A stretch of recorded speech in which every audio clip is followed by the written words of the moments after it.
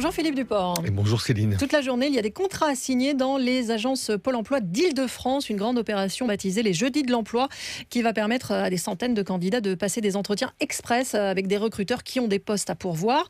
Encore faut-il savoir comment se présenter efficacement en quelques minutes. Et ça, Philippe, c'est toute une technique. Oui, c'est vrai que le job dating a de quoi déstabiliser. Alors comment ça marche? Mais d'un côté, il y a des entreprises avec des postes à pourvoir qui sont prêtes à sortir un peu des sentiers battus du recrutement. Et de l'autre, il y a des candidats qui ont été présélectionnés, en l'occurrence par Pôle emploi, parce qu'ils correspondent au profil recherché. Les deux se retrouvent de part et d'autre d'une table pour un job dating. Vous savez, c'est calqué sur les speed dating, des rencontres amoureuses. Enfin, c'était au temps où ça existait, c'était avant les sites d'emploi en ligne, les sites de rencontres en ligne, évidemment. Oui, Maintenant, ça n'existe plus, on ne citera pas, mais tout le monde connaît les noms. On a alors 6 à 7 minutes pour convaincre. Et pour les jeudis de l'emploi, 1000 postes sont à pourvoir dans la restauration, la banque, les services à la personne ou encore la vente. Mode de recrutement unique, donc le job dating. On va voir avec notre invité ce que les entreprises attendent des candidats dans ces job dating. Bonjour Laurent Fiscal. Bonjour. Vous êtes directeur général de Fraîchement Bon. Vous faites de la découpe de fruits et légumes frais et vous ne recrutez que par ce biais, c'est bien ça? Absolument. Bon, en 6 minutes, vous arrivez vraiment à savoir comment est un candidat, ce qu'il vaut? En fait, en 6 minutes, on ne va pas regarder véritablement ses compétences parce que c'est trop court. En revanche, on peut vraiment sentir la personne. Donc c'est vraiment la personnalité qu'on va essayer d'évaluer, savoir comment cette personne va se présenter en face de nous, est-ce qu'elle va dégager une motivation, et c'est ces choses qu'on remarque très très vite et sur lesquelles on peut évaluer et se dire est-ce qu'on a envie de poursuivre le process avec cette personne ou pas. Sauf que quand c'est dans un laps de temps si court, ça stresse énormément le candidat, donc il n'est pas comme ça naturellement peut-être.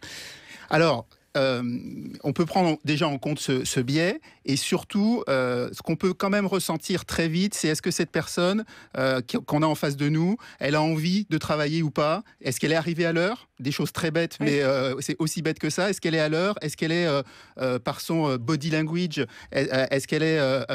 langage du corps. Langage du corps, voilà. Est-ce qu'elle est motivée? Est-ce qu'elle dégage? Est-ce qu'elle a envie? Est-ce qu'elle pose des questions? Voilà, c'est des choses très faciles qui ne permettent pas, je dirais, de recruter une personne au bout de 6 minutes, mais ça permet d'éliminer ceux qui clairement ne s'inscrivent pas dans ce qu'on essaie de recruter en termes de personnel. Vous l'avez évoqué, qu'est-ce que vous attendez de la part d'un candidat que vous voyez, là, que vous rencontrez pour un laps de temps comme ça de 6 à 7 minutes? Quel conseil vous pouvez leur donner à ces candidats? Voilà, nous on est une petite entreprise, donc on peut vraiment pas se tromper sur les personnes qu'on va recruter.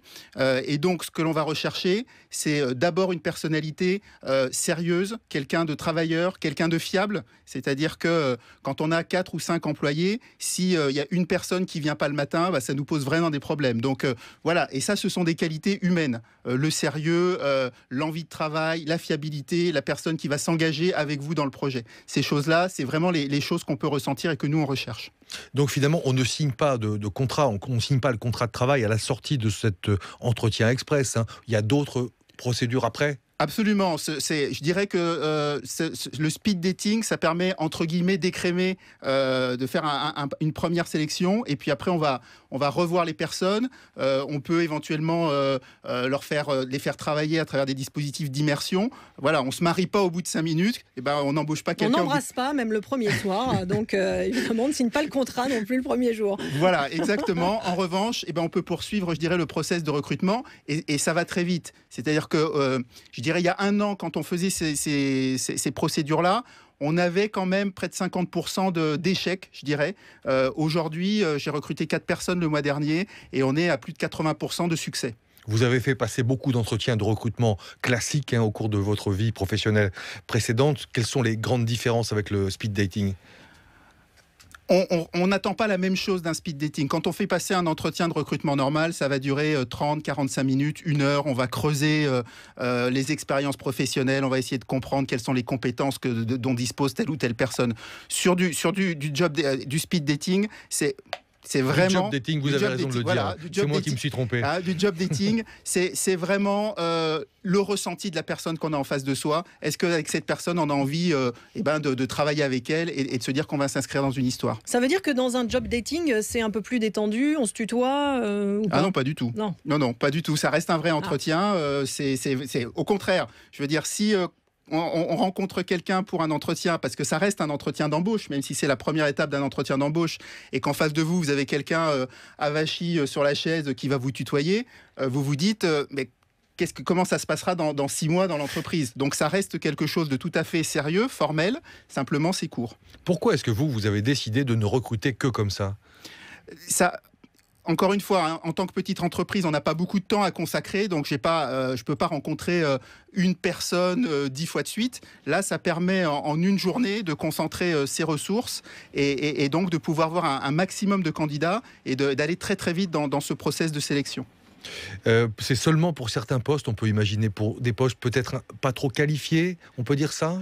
Oui, c'est-à-dire que évidemment, plus le poste va être qualifié, plus on va devoir creuser dans les compétences. Et donc là, comme je l'ai dit tout à l'heure, on ne regarde pas vraiment les compétences de la personne à ce stade-là, on est vraiment dans le savoir-être. Donc je dirais que sur des jobs avec moins de compétences, c'est vraiment la personne qu'on va recruter parce qu'on peut la former assez facilement après. Vous, Laurent Fiscal, vous auriez pu être l'un de ces candidats à un job dating? Vous pensez que vous auriez réussi l'entretien?